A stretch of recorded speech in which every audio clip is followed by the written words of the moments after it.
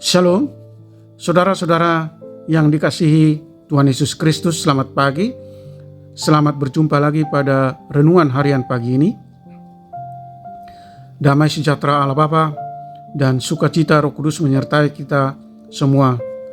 Kiranya kasih dan hikmat Tuhan Yesus Kristus menyertai dan menolong kita untuk melakukan tugas dan pekerjaan kita masing-masing di sepanjang hari ini. Nas renungan buat kita hari ini Selasa tanggal 7 Mei 2024 menurut Almanak HKBP adalah diambil dari kitab Perjanjian Baru Injil Lukas pasal 6 ayat 35. Dikatakan demikian, tetapi kamu kasihilah musuhmu dan berbuatlah baik kepada mereka dan pinjamkan dengan tidak mengharapkan balasan, maka upahmu akan besar dan kamu akan menjadi anak-anak Allah yang maha tinggi, sebab Ia baik terhadap orang-orang yang tidak tahu berterima kasih dan terhadap orang-orang jahat. Demikian firman Tuhan. Tema renungan, kasihilah musuhmu. Saudara yang dikasihi Tuhan Yesus Kristus, satu dari beberapa tugas yang amat berat untuk dilakukan oleh manusia adalah mengasihi seseorang yang telah melakukan suatu kejahatan atau melakukan perbuatan yang tidak baik kepada kita. Mengasihi musuh adalah hal yang sangat bertentangan dengan standar keseharian kita. Sekalipun manusia itu sudah memiliki pendidikan yang tinggi dan pandangan yang luas, namun dalam hal mengasihi musuh adalah sesuatu ajaran yang bernilai radikal dalam kemanusiaan. Lalu siapakah musuh yang dimaksud dalam perikop ini? Pertama-tama adalah mereka yang menindas para pengikut Kristus. Kita boleh membenci para musuh kita, orang-orang yang berbuat jahat dan melukai hati atau melukai perasaan kita. Tetapi kita harus mengasihi orangnya karena kita adalah sesama ciptaan Tuhan yang sudah terlebih dahulu menerima anugerahnya dalam pengampunan dosa.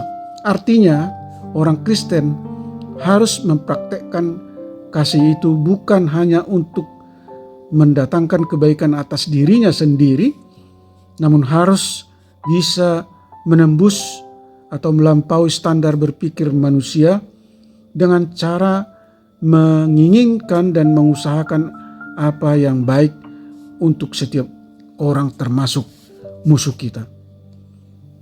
Namun pengikut Kristus harus membuktikan kekristenannya dengan sikapnya yang tetap melakoni kebaikan kepada orang-orang yang berbuat jahat, musuh dan lawan.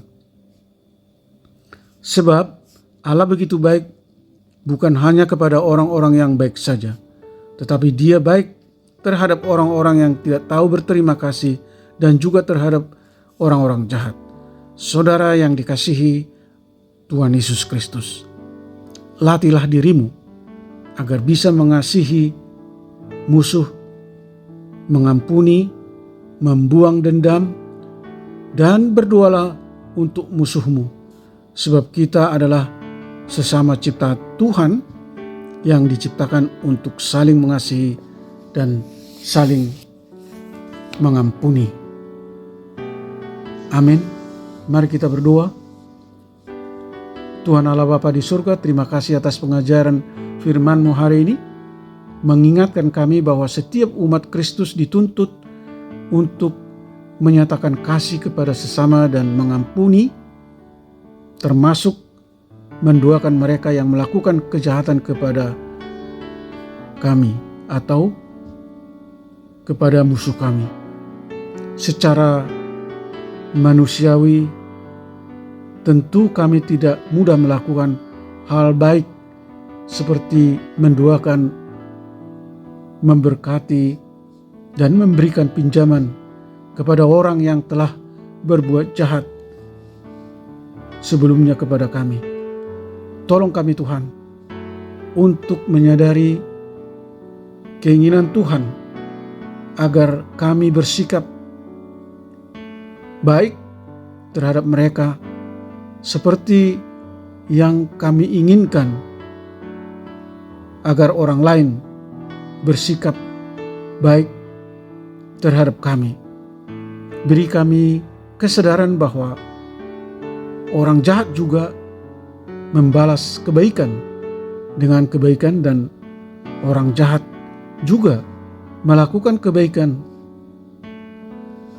jika dia menerima kebaikan dari orang lain, dan agar supaya dia mendapatkan balasan perbuatan baik. Jika orang Kristen berbuat baik dengan motivasi untuk mendapatkan perbuatan baik, maka orang Kristen tersebut tidak ada bedanya dengan orang berdosa.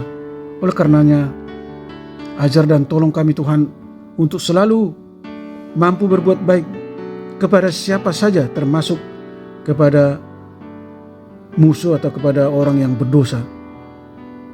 Mampukan kami meneladani sikap Tuhan Yesus Kristus yang mengasihi orang-orang yang jahat dan orang-orang yang berdosa. Berkati kami, anak-anak Tuhan, para pendengar renungan pagi ini, jauhkan kami dari segala mara bahaya.